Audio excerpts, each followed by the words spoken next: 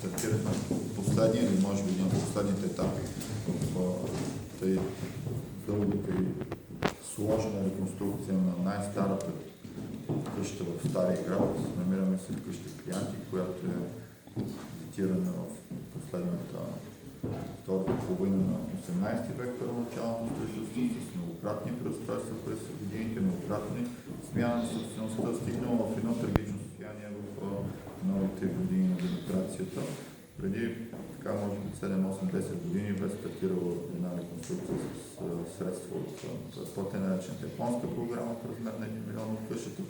Последните два мандата бе доста занемарено състояние. Не беше продължило това тъй важно за град Пловдив начинание, да възстанови една от емблемите си и пак казвам най-старата сграда, за която имаме данни, е запазена в старина Пловдив.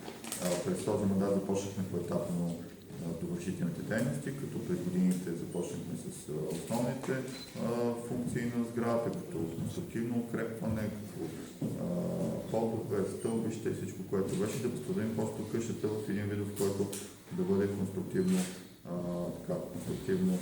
довършена. Естествено, следващата голяма крачка и предизвикателство към нас бе именно възстановяване на стенописите. Радваме се, че през годините тук са останали много елементи, които са оригинални, които ни позволиха да можем да разберем какви са били стенописите и изобщо изобразителните елементи, които са по стените, по таваните, като къща Клианти с най-красивите тавани в Пловдив. Всяка стая има уникални тавани, които са различни и нямат нищо общо с таваните в другите къщи по тяхната мащабност, мащабност и богатство, с което са правени.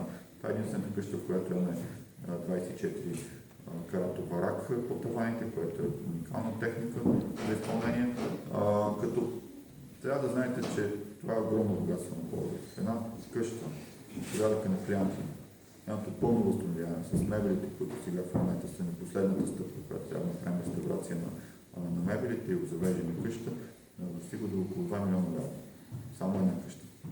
Десетки къщи има в старина Пловдив. Не случайно Стария град на Пловдив бе преди само няколко дни анонсиран като най-посещаваната дестинация туристическа в България. 800 хиляди туристи са минали през Стария град на Пловдив. Те ще станат милиони в следващите години. Така че обекти като Клианти са много важни за първо за нас, за нашето самочувствие като пловдивчани, да се гордеем с нашия град, второ за гордост национална. Така че средствата, които община Пловдив отпускаше през тези години, наистина са изключително не само целесообразни, те не могат да бъдат оценени. Това, което виждаме тук, са много повече от парите, които са давани за него. Самочувствието, гордостта, която изпитваме, когато се намираме в тази стая, не може да бъде оценена със средства. За голямо съжаление, предишните години община Пловдив беше полагала усилия да инвестира по същия начин в Стария град, както ние, то тогава в Старина Пловдив щеше да бъде дестинация номер 1 преди 5 години в България, нямаше да бъде сега чак 2015 година. Джовани през май месец ми обеща, че когато дойдем към края на мандата, тогава каза точно преди края на мандата, няма да я познаете къщата. Истината е, че аз съм зашеметен и първите 5 минути просто мълчах и само гледах и чувството е уникално просто да имаме такова нещо. Сега Джовани ми каже, какво правим, какво